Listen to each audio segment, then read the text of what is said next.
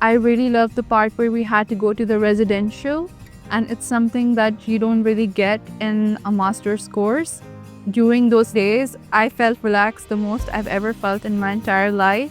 The end of the first year or the first stage, depending on whether it's full-time or part-time, we go away on a residential where we come together and take part in activities where people really not only celebrate the first year of success as they go off onto placement, but actually it's a really great way to connect with each other, to do different activities where we're kind of really building relationships, strengthening those networks, and also just having a good time. You know, it's a nice way to end that first stage, and the residential is a fantastic way to end that part of it. In fact, the thing I hear most is, can we go back?